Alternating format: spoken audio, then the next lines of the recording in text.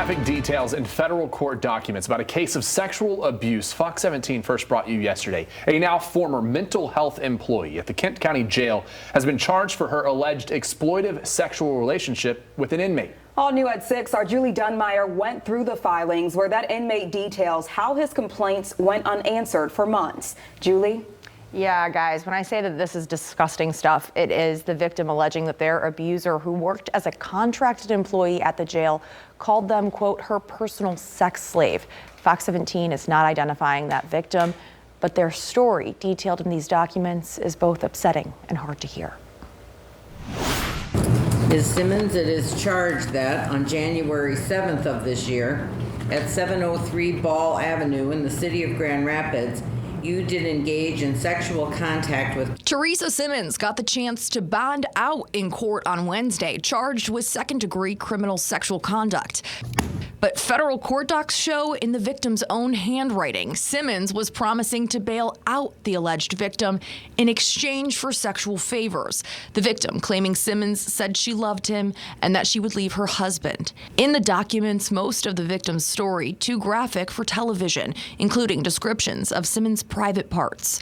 The victim says he was abused from October 2021 to January 2022, saying his cries for help went unheard.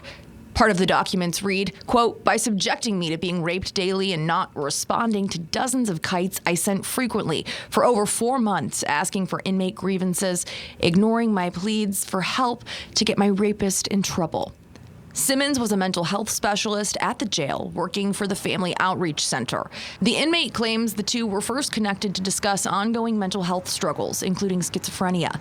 The abuse would start a few months later, according to court filings. Saying, quote, I have worse anxiety attacks now, and I see more spirits and the voices in my head talk louder. I feel really used and disgusting. I feel horrible and embarrassed. I feel ashamed. Some people here laugh at me.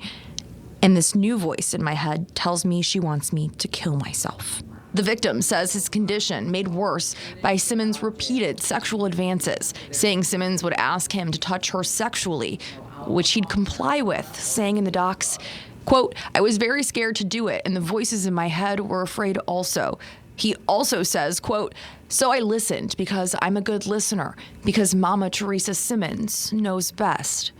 The victim alleges Simmons told him she could lose her license if anyone found out. The victim thinking she meant her driver's license, when in fact she was a licensed social worker. Simmons' employer, the Family Outreach Center, issuing the following statement to Fox 17 on Wednesday. Quote, Family Outreach Center is committed to the provision of quality services and ethical behavior on the part of its employees. All employees are expected to conduct themselves in a manner that reflects professionalism and uphold the code of ethics adopted by her or his professional licensing organization and Family Outreach Center. When ethical standards have been breached, Family Outreach Center is committed to adhering to the legal and professional processes required to rectify the situation and prevent reoccurring issues to this type. Simmons bonded out Wednesday, paying just $1,500.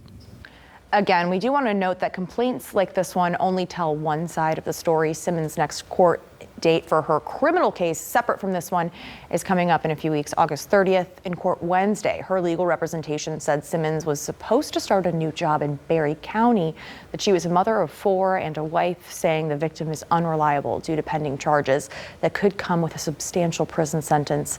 The victim is meanwhile requesting monetary compensation for their pain and suffering in the lawsuit and so that they can get mental health services. Live in studio, Julie Dunmeyer, Fox 17 News.